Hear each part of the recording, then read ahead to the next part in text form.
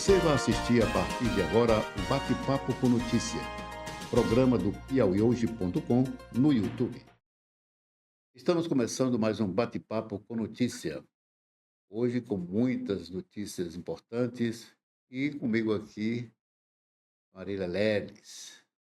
Então, vamos começar aqui com o nosso bate-papo com notícia e eu começo comentando a notícia do dia. O TRF arquivou o inquérito sobre denúncias de irregularidades na Secretaria Estadual de Cultura. E hoje, na manhã de hoje, o deputado Fábio Novo, ele deu uma coletiva de imprensa e ele afirmou que foi uma manobra eleitoreira para prejudicá-lo na campanha para prefeito de Teresina. O que é que você acha disso, Roberto? Olha, o que é o mais interessante aqui na decisão é que foi por unanimidade, né? E no TRF é difícil sair uma posição dessa depois de uma denúncia de Polícia Federal, Ministério Público, sair por unanimidade. E no relator colocou que não reconhecia, né, na verdade, não reconhecia nenhum crime, e sim a ilicitude dos elementos probatórios. Isso é muito grave. Parece que a Polícia Federal e o Ministério Público está brincando de fazer justiça dependendo do alvo. O que aconteceu com o presidente Lula, outros, dependendo da questão política. E tem a ver com política, logicamente, né?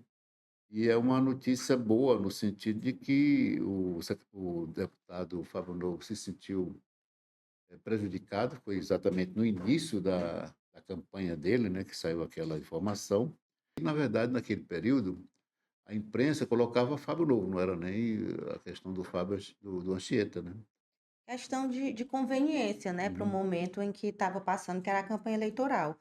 É como o Fábio disse na coletiva de imprensa, ele mencionou que, infelizmente, a política virou um jogo de vale tudo, onde os fins, ou seja, os objetivos, justificam os meios empregados nela para desonrar, deturpar, destruir reputações. E ele afirmou ainda que, apesar de ter sido vítima dessa artimanha, ele ia seguir com a conduta reta e republicana. Eu me recordo da postura, inclusive, do presidente Lula na frente do juiz, né? Já no juízo, né? Não foi nem na denúncia, que foi acatada a denúncia, e no juízo ele diz mais ou menos isso, mas olhando para a cara do Juiz, Sérgio sendo Moro, né? bem Dizendo: direto, você né? vai passar pelo mesmo problema que eu estou passando, porque você está condenado a me condenar. Foi uma palavra muito forte, né? Então você vê que a justiça precisa ter mais, vamos dizer, fazer o cumprimento do que significa o próprio papel da justiça. Ter É uma decisão cautela, muito né? cautela e cuidado também com o processo investigatório. A promotoria também tem que deixar de ser esse assodamento de tentar mostrar serviço e ter cuidado com essas questões, porque mesmo que estou falando aqui em recorrer, mas depois de uma sentença dessa por unanimidade no TRF, é muito difícil reverter. Eu acho que está sanada e resolvida a questão. Tá certo, então, Roberto. Agora, outro fato que chamou a atenção da população hoje foi um jovem de 18 anos que morreu de infarto na escola, né? Então, a gente percebe que as mortes súbitas, elas estão cada vez mais frequentes. Ele passou mal na escola Santo Afonso Rodrigues, que é no bairro Socopo, na zona leste de Teresina. Ele estava ali com os colegas, passou mal, esperou o professor. Os colegas tentaram, de alguma forma, ali reverter a situação, mas houve um desmaio, tentaram levar para a enfermaria, a escola fez os procedimentos possíveis, a escola acionou a ambulância, fez tudo o que tinha que ser feito, mas infelizmente esse jovem chamado José Dionísio Aquino de Araújo, de apenas 18 anos, veio a óbito. Esse é um fenômeno que tem que ser, inclusive, vamos dizer, tem motivo de avaliação, inclusive de pesquisa, porque está sendo recorrente o fato de jovens, tanto homens como mulheres, sofreram de infarto de miocárdio, vamos dizer, fulminante, como a gente chama, né? Um tempo atrás eram mais pessoas de 40 anos para cima, 60, 30 no máximo, e agora você está tendo essa redução. Os especialistas falam muito da questão da alimentação, mas também dessa vida atribulada. Mas esse jovem, pelo que diz aqui, ele é muito quieto. Diz que não tinha uma vida assim desregrada, pelo que a família diz, era muito quieto, de poucas palavras, né? E é estranho que um fato desse ocorra, né? Só tenho que lamentar aqui e o sentimento, a família, né? Que perde um jovem esperançoso, estava estudando, 18 anos, a gente chama no interior na flor da idade, né? Sim, na flor da idade. E aí alguns especialistas comentam que alguns jovens eles podem ter alguma anomalia estrutural no coração, nas artérias coronárias, que podem passar despercebidas, né? Porque como você Também. comentou aí, era um jovem que ele não tinha uma vida acelerada, era Uhum. uma pessoa tranquila, né?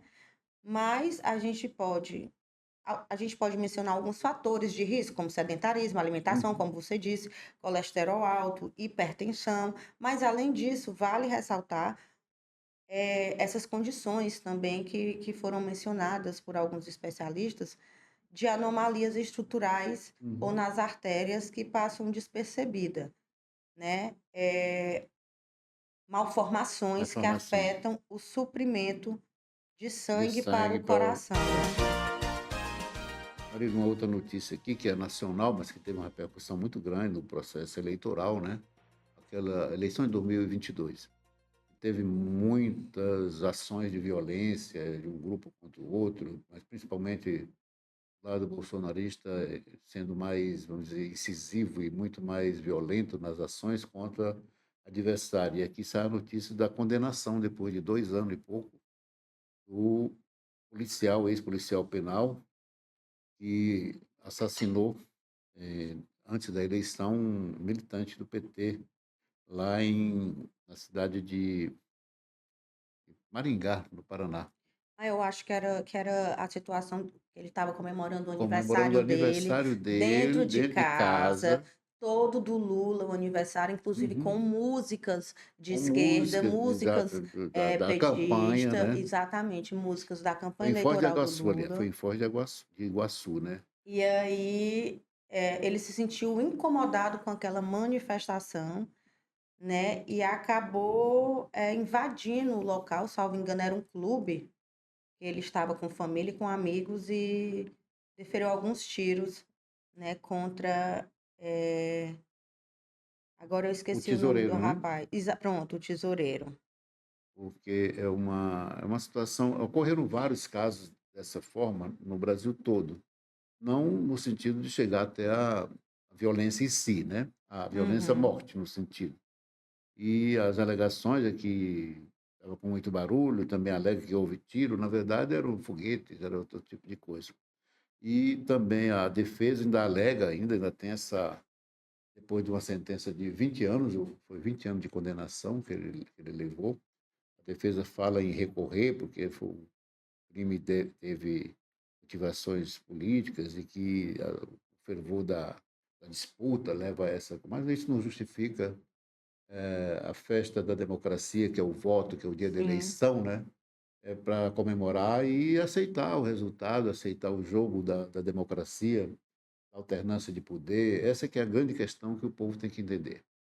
Não, e vale ressaltar que durante o júri popular ele disse que a situação, ele reverteu totalmente a situação, né? Ele disse que ele foi se defender de De tiros que tiros o tesoureiro, o teria dado, Marcelo, né?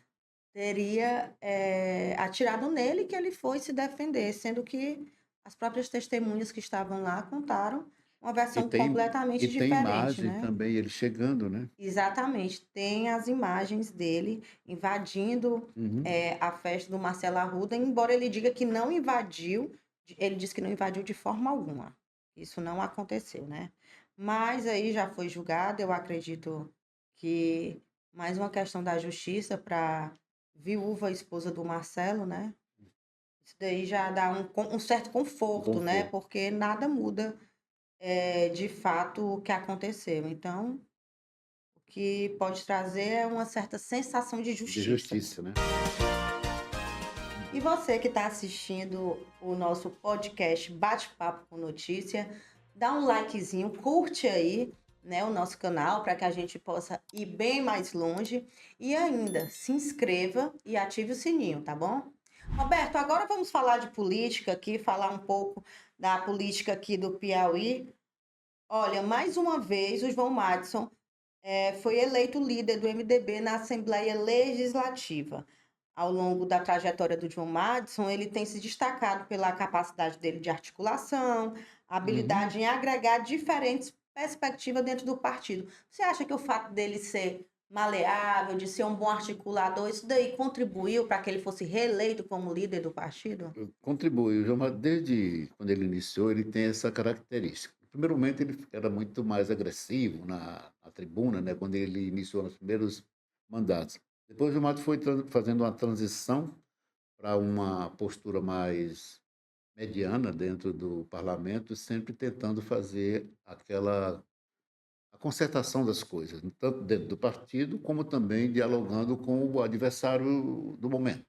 Eh, Nunca foi de fazer aquela radicalidade, de fazer enfrentamentos diretos, né. O Gilmar tem essa característica, talvez por isso que ele é conduzido quase que todas as legislaturas à situação de líder do governo.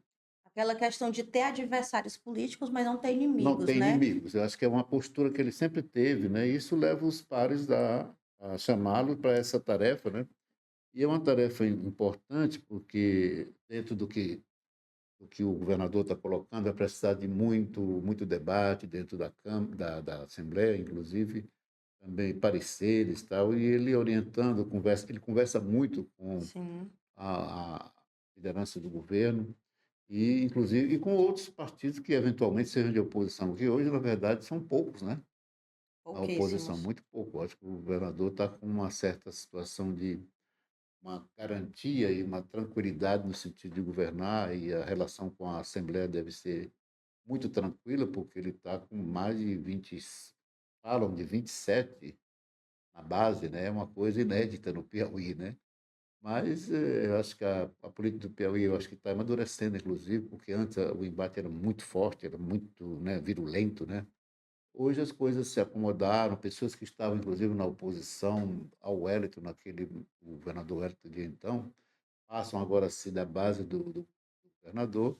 Isso facilita o processo, né. Eu acho que, o Piauí está dando um exemplo também de que é possível você ter o adversário político, mas ter uma convivência política dentro do diálogo, no debate, o diálogo público que requer a verdade, argumentos válidos e assim por diante. Eu acho que nós estamos tendo um crescente no sentido da qualificação, do político brasileiro, mas no Piauí está dando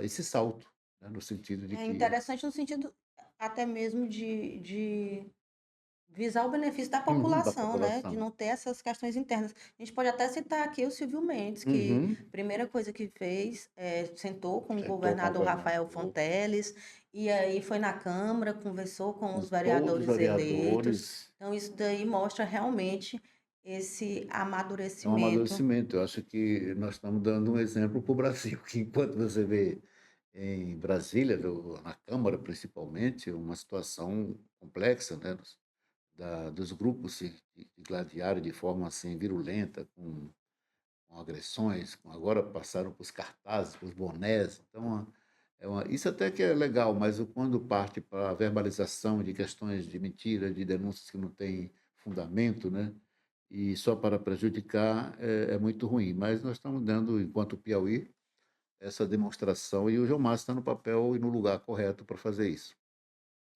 Que ótimo, então. Olha, para você que está aqui acompanhando o Bate-Papo com Notícias, você tem essas notícias, mais detalhes e muito mais no nosso site, no nosso portal piauihoje.com. Então, Roberto, ainda nessa questão, você falou sobre o fato do João Madison ser mais maleável, e aí a gente pode aderir também à escolha do Elisaías como líder do Partido dos Trabalhadores na Câmara, pela mesma questão. Uhum, O deputado Elisaías, ele é um cara muito tranquilo, muito articulador, muito bem visto entre os colegas, mesmo os adversários, né? uhum, Você vê que tem aquele posicionamento daquelas brigas políticas ali no momento, mas depois está tudo bem. Ficou ali a inimizade política ali do momento, o adversário político, mas depois uhum. está todo mundo amigo. Mas, enfim, bom. Olha, o Elisaías disse em entrevista que o PT vai realizar até sexta-feira, né, uma reunião para definir quem serão os membros do PT na comissão da Assembleia Legislativa do Piauí. O deputado alegou que, devido à proporcionalidade, né, do PT, a sigla vai brigar aí por pelo menos duas Duas comissões, né? comissões. E a principal é de Constituição e Justiça, né? E a de Finanças e Administração. Fica entre essas três aí, essa possibilidade de ter duas presidências do PT. Mas, falando em Elisaías, ele tem uma experiência já muito longa, né, no parlamento, viveu vários governos, no início oposição, depois ele parte a ser a base do Wellington Dias, o governo Wellington Dias, agora também mantém, partiu na frente, né, da campanha do governador Rafael Fonteles. Ele tem essa capacidade de diálogo, é uma pessoa leve, não é aquela pessoa que chega com posições fechadas, de retaliações. Eu conheço um pouco, quando eu converso com ele, converso muitas amenidades, mas ele é muito firme nas questões, tem clareza também das diferenças políticas, e ele agora está no PT, né? Agora está no PT. E ele agora foi lá no PT e confessou lá, conversando com as pessoas, diz que esse PT é diferente, tem umas coisas, e diz que está aprendendo. Muita coisa do ponto de vista da dinâmica interna de um partido que tem outras formas de resolução, do debate, da reunião, né, para poder chegar a uma situação que os outros partidos, com todo respeito aos outros partidos, têm as lideranças, a presidente que determina as coisas, e os outros só vão seguindo com pequenas dissensões, né? O PT está dizendo que é diferente e está gostando, pelo que ele disse, que a dinâmica interna do PT é diferente, mas que ele está tendo reunião, inclusive, com o pessoal da direção do partido. Então, ele tem essa postura bem republicana, né? E é uma pessoa que está no lugar certo para ser o líder, né, da bancada do PT.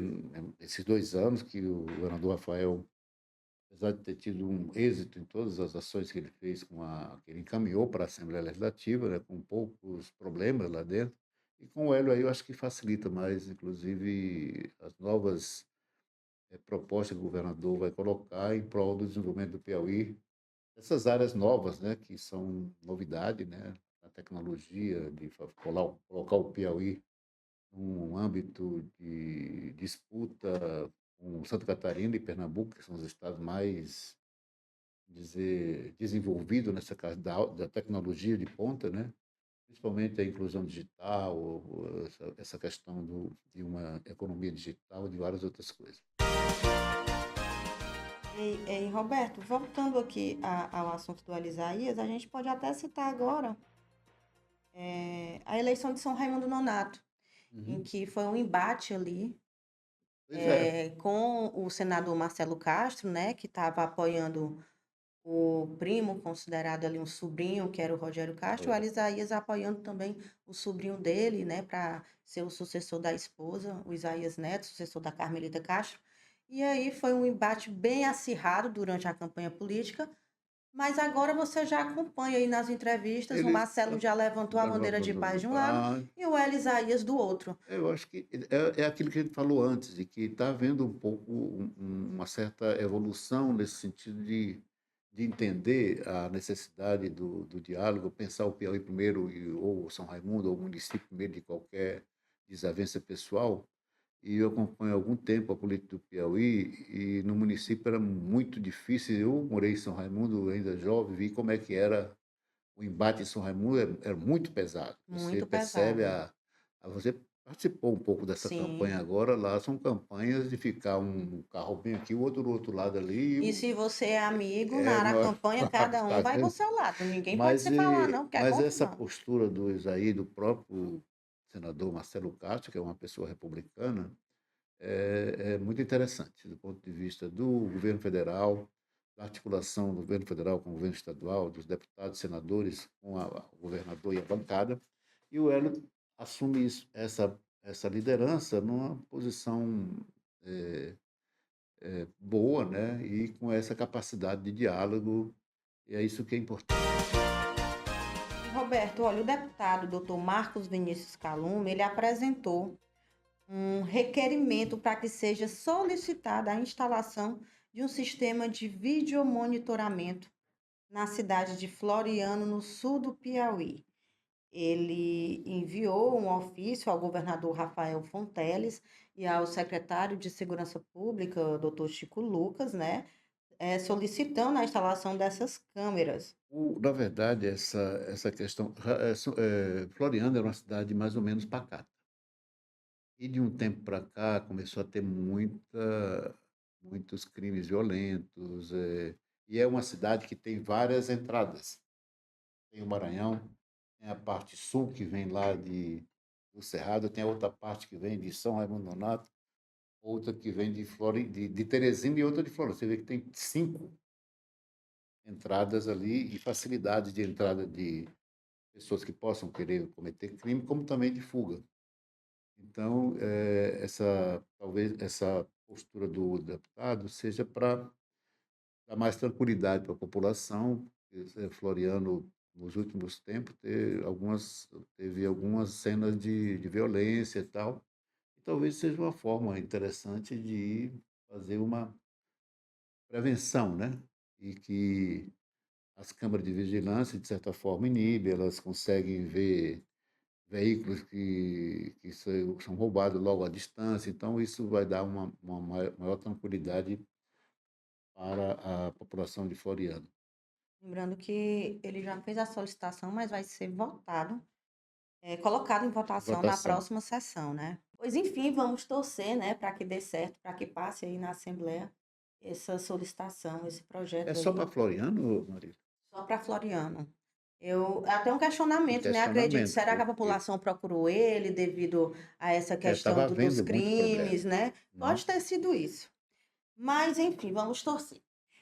Roberto, recentemente a gente teve a oportunidade de entrevistar aqui a nossa colega Assunção Aguiar, né? Ela que é socióloga e hoje ocupa uma pasta na SASC, a pasta de igualdade. Ela é Racial superintendente de igualdade racial e de povos povos originários. originários, né? Então a gente fez uma entrevista super legal, então eu acho que a gente vai aproveitar aqui o bate-papo com notícia para dizer para a galera que já está no ar esse podcast também de um bate-papo com notícia com a Assunção Aguiar. Basta você procurar aí no nosso canal, né? E na oportunidade, na hora que assistir, já dá o seu É like, se isso. inscreve para a gente conseguir mais seguidores e a gente poder estar divulgando mais conteúdos ricos, conteúdos enriquecedores bacanas para vocês. É isso, Marília. Acho que foi uma entrevista muito boa. Ela tratou de vários assuntos com muita segurança, e muito militante também, que ela demonstrou ser. Então a gente está encerrando por aqui, agradecendo a vocês, faz como a Marília colocou, assistam, divulguem e até a próxima oportunidade.